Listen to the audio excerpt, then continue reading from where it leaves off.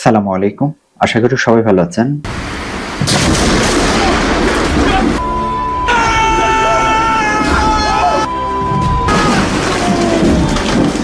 বাংলাদেশে গত এক দশকে বজ্রপাতে ৩,৫০০-এর বেশি মানুষের মৃত্যুর তথ্য দিয়েছে সরকারি সূত্রগুলো।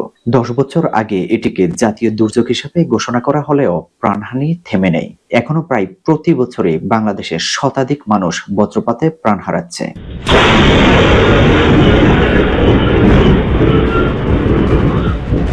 বাংলাদেশে সাধারণত মার্চ, এপ্রিল ও মে মাসে সবচেয়ে বেশি সংখ্যক বজ্রঝড় ও বজ্রপাত হয়।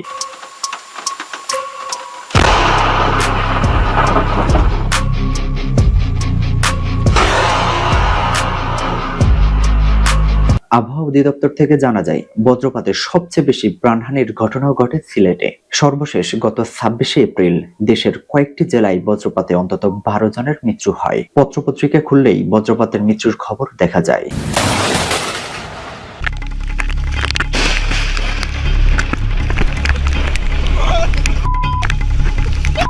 বাংলাদেশের আবহাওয়া অধিদপ্তরের তথ্য অনুযায়ী ২০১৫ থেকে ২০২৫ সালে বাংলাদেশে বজ্রপাতে মোট মারা গিয়েছে ৩,৬৫৮ জন। জলীয় বাষ্প সমৃদ্ধ এলাকার আশেপাশেই বজ্রপাত বেশি হয়।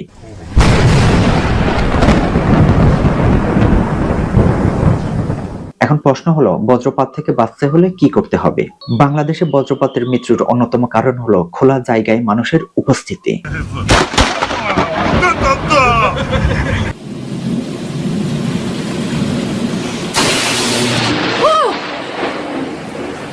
কৃষক, জেলে বা মাঠে যারা কাজ করে সেই মানুষেরা ঝড়ের সময় বাইরে থাকেন, ফলে ঝুঁকি বেড়ে যায়।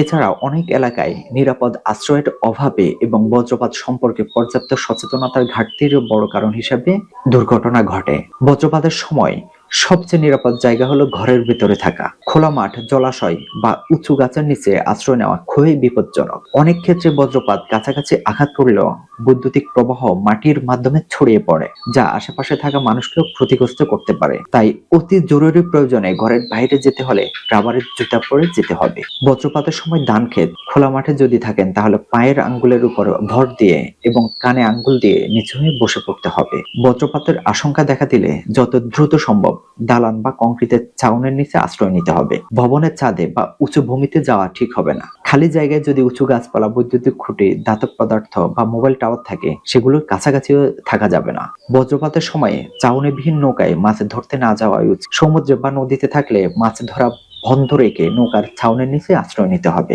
যদি কেউ ঘাড়ের ভেতরে থাকে তবে ঘাড়ির ধাতব অংশের সাথে শরীরের কোনো সংস্পর্শ যেন না থাকে সে বিষয়ে খেয়াল রাখতে হবে। আর বজ্রপাতে আহত ব্যক্তিকে স্পর্শ করলে বিদ্যুৎ স্পৃষ্ট হওয়ার আশঙ্কা থাকে না, তাই দ্রুত তাকে নিরাপদ স্থানে সরিয়ে নিয়ে চিকিৎসার ব্যবস্থা করতে হবে। এখন প্রশ্ন হলো, বছরের কোন সময় বজ্রঝড় এবং বজ্রপাত বেশি হয়? বাংলাদেশের ৩৮% বজ্রসহ ঝড় হয় মার্চ, এপ্রিল ও মে মাসে, আর জুন, জুলাই, আগস্ট ও সেপ্টেম্বরে হয় ৫১%। কিন্তু তাণ্ডব, ক্ষয়ক্ষতি, প্রাণহানি বেশি হয় বৈশাখ মাসের বজ্রসহ ঝড়ে। বর্ষাকালের চেয়ে বৈশাখ মাসের ঝড় ধ্বংসাত্মক এবং গুরুত্বপূর্ণ। বৈশাখ মাসের ঝড় রুদ্রমূর্তি ধারণ করে বলে বাংলাদেশ ও ভারতের পশ্চিমবঙ্গে স্থানীয়ভাবে একে কাল বৈশাখী বলা হয়, কিন্তু পুস্তকের ভাষায় এটিকে বলা হয় বজ্রঝড়। অর্থাৎ মার্চ থেকে মে মাসের ঝড়কে কাল বৈশাখী বলা হলেও আর জুন থেকে সেপ্টেম্বরের ঝড়কে কালবৈশাখী বলা হয় না, সেটিকে বলা হয় বজ্রসহ ঝড়। বাংলাদেশের পশ্চিমাঞ্চলে সাধারণত শেষ বিকেলে এবং সন্ধ্যার দিকে কালবৈশাখী শুরু হয়, কিন্তু পূর্বাঞ্চলে সন্ধ্যার পরে হয়। তবে কালবৈশাখী কোথায় কতক্ষণ হবে সেটি আগে থেকে জানিয়ে দেওয়ার মতো কোনো বৈজ্ঞানিক কোনো উপায় এখনো আবিষ্কার করা যায়নি। আবার এটি হঠাৎ করেও ধেয়ে আসে না। মূলত ব্যাপক গরমে ঈশান কোণে জমা হওয়া কালো মেঘ বা বজ্রমেঘ এই ঝড়ের আভাস দেয়। এটি তৈরি হয় ৫ বা ৬ ঘন্টা আগে, আর শতভাগ বোঝা যায় ২ বা ৩ ঘন্টা আগে। অর্থাৎ পশ্চিমবঙ্গে তৈরি হলে ঢাকায় আসতে কতক্ষণ সময় লাগবে সেটি বলে দেওয়া যায়। আর কোথাও কোথাও অন্য লক্ষণ দেখে বিকেলে ঝড় সম্পর্কে কিছুটা অনুমান করা সম্ভব হতে পারে। কালবৈশাখী ঝড়ের স্থায়িত্বকাল খুব বেশি হয় না, তবে কখনো কখনো এই ঝড় ১ ঘন্টারও বেশি স্থায়ী হতে দেখা যায়। তবে এই ঝড় বিস্তীর্ণ এলাকা জুড়ে হয়। আবহাওয়াবিদদের তথ্য থেকে জানা যায়, বজ্রঝড়ের সময় ঊর্ধ্ব আকাশে ২৭,০০০ ডিগ্রি সেলসিয়াস তাপমাত্রা তৈরি হয়, যেখানে সূর্যের তাপমাত্রায় থাকে ৬,০০০ ডিগ্রি সেলসিয়াস। এই তাপমাত্রার যে এলাকায় মেঘমালা তৈরি হয়, সেই মেঘমালা তখন বিস্ফোরিত হয়, অর্থাৎ মেঘের সম্প্রসারণ হয়। সেই সম্প্রসারণ এত তাড়াতাড়ি হয় যে তখন বজ্রধ্বনি তৈরি হয়।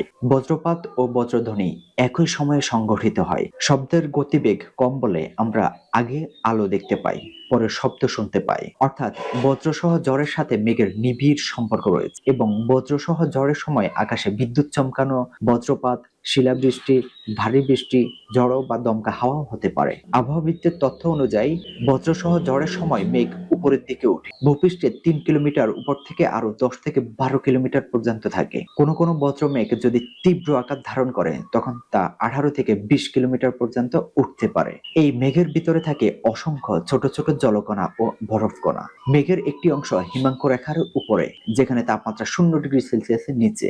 মেঘ যত উপরের দিকে যায়, কণাগুলো একে অপরের সাথে মিলে ধীরে ধীরে জমাট বাঁধে ও বড় হতে থাকে। যখন কণাগুলো ভারী হয়ে যায় তখন সেগুলো নিচের দিকে নামতে শুরু করে। এগুলো নিচে নামতে নামতে উষ্ণ স্তরে এলে গলতে শুরু করে। যদি নিচের বাতাস খুব গরম হয় তাহলে সেগুলো পুরোপুরি গলে বাতাসে মিশে যেতে পারে, আর যদি পুরোপুরি না গলে তাহলে শিলা বা বৃষ্টি ফোঁটা হিসাবে মাটিতে পড়ে। এক্ষেত্রে সিলেট অঞ্চলের বড় বড় হাওর রয়েছে, যা থেকে প্রচুর জলীয় বাষ্প তৈরি হয়। একই সঙ্গে বঙ্গোপসাগর থেকে আসা জলীয় বাষ্প সমৃদ্ধ বাতাস দক্ষিণ পশ্চিম দিক থেকে সিলেট অঞ্চলে প্রবেশ করে। এই আর্দ্র বাতাস সিলেটের উত্তর পূর্ব দিকের পাহাড়ের সঙ্গে সংঘর্ষে বাধাপ্রাপ্ত হয়ে দ্রুত উপরের দিকে উঠে যায়। এই ঊর্ধ্বগামী আর্দ্র বাতাস ঠান্ডা হয়ে ঘনীভূত হলে মেঘ তৈরি হয়। এই প্রক্রিয়ায় বজ্রঝড় ও বজ্রপাতের জন্য অনুকূল পরিবেশ তৈরি করে। উত্তর পশ্চিম দিক থেকে আসা শুষ্ক ও গরম বাতাসের সঙ্গে বঙ্গোপসাগর থেকে আসা আর্দ্র বাতাসের সংঘর্ষ বজ্রপাতের একটি বড় কারণ। এই দুই ধরনের বাতাসের মিলন স্থল হিসাবে সিলেটের উত্তর পূর্বাঞ্চল এবং দেশের উত্তর পশ্চিমাঞ্চলীয় জেলায় বেশি ঝুঁকিপূর্ণ হয়ে ওঠে। অন্যদিকে ভারতের উত্তর পূর্বাঞ্চলীয় পাহাড়ি অঞ্চল এবং হিমালয়ের পাদদেশ ঘিরে যে আবহাওয়াগত ব্যবস্থা তৈরি হয় তার প্রভাবও বাংলাদেশে পড়ে। এসব অঞ্চলে তৈরি হওয়া বজ্রমেঘ পশ্চিমবঙ্গ হয়ে রাজশাহী, চাঁপাইনবাবগঞ্জ, কুষ্টিয়া, যশোর সহ বিভিন্ন জেলায় প্রবেশ করে এবং স্থানীয় জলীয় বাষ্পের সঙ্গে মিশে আরো শক্তিশালী হয়ে ওঠে। সব মিলিয়ে হাওরের জলীয় বাষ্প, পাহাড়ের বাধা এবং বিভিন্ন ধরনের বায়ু প্রবাহের সংঘর্ষ, এই তিনটি প্রধান কারণে সিলেট ও আশেপাশের এলাকায় বজ্রপাতের প্রবণতা বেশি দেখা দেয়। আবহাওয়া অফিসের তথ্যগুলো থেকে জানা যায়, গত কয়েক বছরে বজ্রপাতে দেশের প্রায় সব জেলাতেই প্রভাব ফেলেছে এবং আক্রান্ত জেলাগুলো মোটামুটি স্থিতিশীল রয়েছে।